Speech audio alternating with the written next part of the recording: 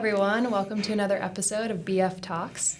Today we will be talking about the ECCP assessment with Kevin Asbjornsen. Kevin, welcome. How are you? Thank you, Elayna. It's nice to be here with you. Absolutely. Yeah, so could you start off by giving our listeners a brief description of your professional background and your connection to the entrepreneurial community? Yes, I'm an Icelandic American, a native of Denver, Colorado, who has spent a number of years working and living abroad. My field has been in global talent management and leadership development. And while I initially began working for several Fortune 500 companies, about 10 to 12 years into my career, I realized that I was probably better suited being an entrepreneur myself. So I still stayed in the same field, but just reorganized myself as an entrepreneur, and then provided my services back to many of those countries that I was working with. Absolutely, yeah, sounds good. You've done amazing work here at Business Foundry too, helping the entrepreneurs that are interested. So what inspired you to become involved with the ECCP assessment? Well, along the way, I met my colleague John Bradbury out of North Carolina.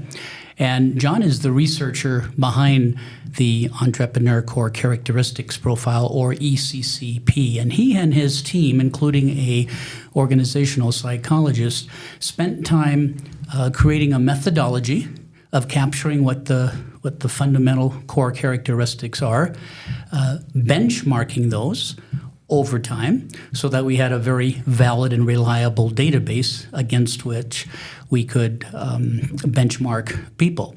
And I went through it myself. John was my coach initially as the founder, and I just found it so useful. I said, this is going into my portfolio when I'm working with entrepreneurs. Absolutely. From my understanding, I know that the assessment evaluates the 11 core characteristics. Could you briefly introduce these characteristics and why they are crucial for the entrepreneurs? Yes. So this is the overview of the 11 core characteristics of an entrepreneur. And while you can't see the words, I'll just read them out. Business-oriented, inventive, independent, driven, risk-tolerant, confident, persuasive, resilient, reliable, people-oriented, and principled. And based upon the pattern of the client answering the questions, we benchmark the client against a database of 4,000 other people who have completed the assessment, and that's how we come up with the numerical grade for each scale. And higher numbers are not necessarily good, and lower numbers are not necessarily bad. Everyone has a distribution across the low, medium, high. And what's very useful about the report itself is each of the 11 scales have one page dedicated to it so that you first see what the definition of the scale is, what it looks like to others, how are you coming across, and then some development tips, whether you score on the lower end, the moderate, middle, or the high end. So very helpful self-tutorial per scale. Absolutely. It's very impressive. From my understanding, there's also a personal development plan that comes along with this ECCP assessment. How can entrepreneurs leverage this assessment in both their personal and professional growth? Good question. In our field, we don't feel that completing an assessment and debriefing it is worthwhile unless we put on paper goals and objectives for ourselves. So now, given this data, what do we want to do with it? Where am I in my entrepreneurial career? Where might I want to be? And what specific objectives do I want to set for myself? Over what period of time? And against what time milestones? And so during the debriefing with the client, I asked the client to initially come up with a draft one of what that looks like. We talk a little bit about where the client is, where they might want to be at a future state. And then the client usually creates draft two, and they can immediately begin applying that. And to your point, to your personal life as well as your professional life. Amazing. Yes, I think it's definitely very useful for both personal and professional. It gives you the qualities that you're strong in as well as areas that you can improve on. So I think it's amazing. I also understand that there are Icarus qualities that are discussed in the debriefing with the entrepreneur after the assessment is taken. What are these qualities? Yes. Let's start first with Greek mythology. Icarus Perfect. was a mythological son of the carpenter and architect of the famous labyrinth in Crete, Greece. And he told his father that he was interested in learning how to fly, and so he created wings for himself out of feathers, bound them together with beeswax, and said he was going to learn to fly. His father warned him, don't go too close to the sun, because if you do, the beeswax is going to melt. Well, the son did not listen to his father. The beeswax melted, and he fell to his death at the ground. The metaphor, like so many wonderful stories in Greek mythology, has to do with one's self-ego, confidence, and sometimes being too risky. And so there are 5 Icarus qualities that we go through at the end of the debriefing that tell us what happens if you over-index or over-lean into one of the 5 Icarus qualities. And more importantly, how might you mitigate those Icarus qualities? And so there's a very nice 2-page article that the client reads. During the debriefing, I asked them, out of these 5, which 2 do you think are you most challenged with? And we walk through those. Amazing. Yeah, I definitely thought that the 5 Icarus qualities were the most insightful, especially the follow-through/focus quality, as I believe it resonates both with my personal and professional life a lot.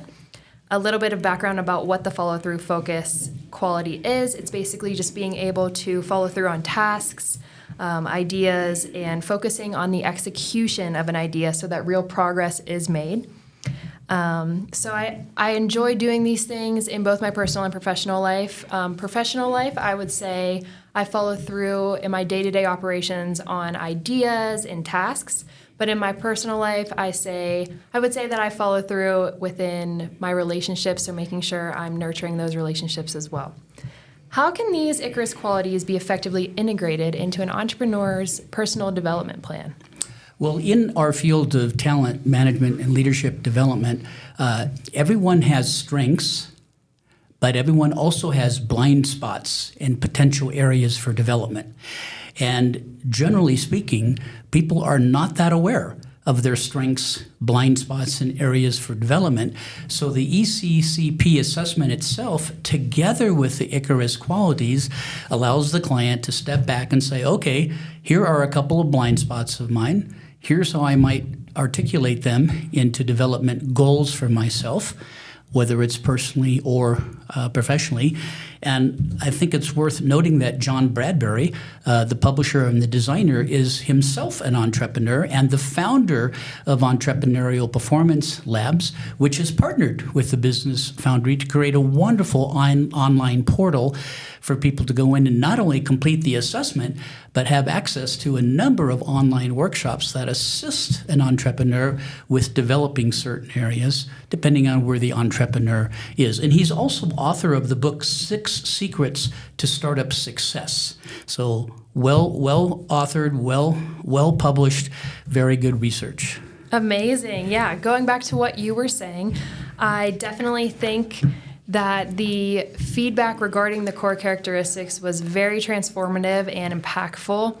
I was a little bit alarmed when I saw that I didn't score as high on the risk-tolerant phase. At first, I thought it was a bad thing, but after debriefing with you, I actually learned that maybe it's not a bad thing. Some entrepreneurs are very risk-tolerant, and some just want to take risks all the time, etc. So I was very surprised by that. I was also very surprised that I didn't score super high on the people-oriented characteristics. However, after taking the assessment, I noticed that my work style is very independent, so I did score higher on the independent characteristics rather than on the people-oriented one.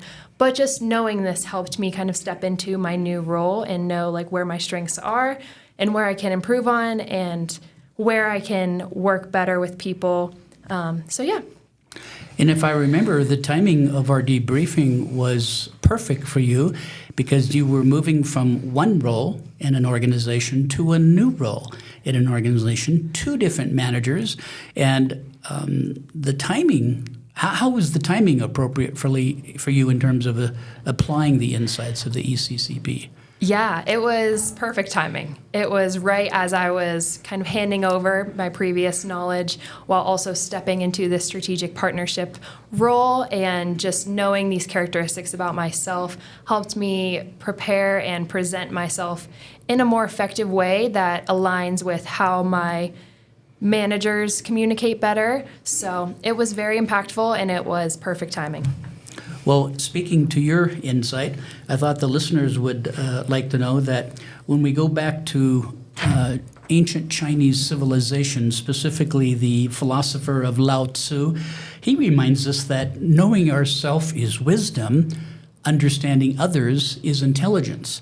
But unless we know ourself well, which is what the ECCP does, we cannot make progress towards the emotional intelligence of understanding and working effectively through others. So this is thousands of years of age from Chinese philosophy, and that's the foundation of all assessments that we use in the field of talent management and leadership development. Absolutely. Yeah, and after you spoke, I was really able to kind of like deep dive into the 11 core characteristics and edit my personal development plan so I could bring my best self to that meeting, to that new role, and be a better self all around. So yeah, for those interested, could you please walk us through the process of how an entrepreneur can take the ECCP assessment? Yes, so we would encourage you to first reach out to us at the Business Foundry at info@businessfoundry.com.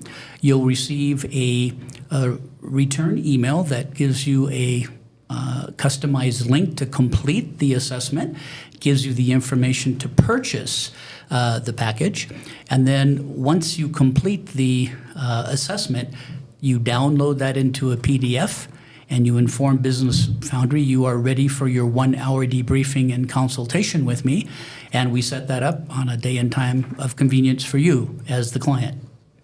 Absolutely. Sounds good. And then after they take the assessment, I just want the viewers to know that we do have 3 packages here at Business Foundry. We have the Light, Plus, and Pro. Each package comes with marketing, financial, and business consulting services. The tiers and services just go up based on what your business needs. So as we wrap up, are there any key takeaways you'd like to discuss and for our listeners to remember? Yes, so in the field of leadership, talent, and management development, again, it's very important to start with self. And in this case, not only do you receive a nice assessment of yourself, but how you benchmark against 4,000 other people. And skipping over that step often results in time and energy being wasted on the peripherals of being an entrepreneur. And so we firmly believe that once you're firmly grounded in yourself here, understand yourself better, that enables you to make a better decision on which of the Business Foundry packages are relevant for you. Because remember, we create a personalized development plan. And when we get to the second draft of that, it should be clear which of the Business Foundry packages are most relevant for the client. And sometimes I say, well, based on my understanding of you, you might want to consider this package versus that package versus this package. Absolutely. Well, thank you so much for your time today. It was a very valuable conversation, and we enjoy having you here as our entrepreneur leadership coach. Thank you to our listeners for listening in today. We want to say thank you, and if you're interested, please reach out to us at info@businessfoundry.com, and we will get you set up. Thank you.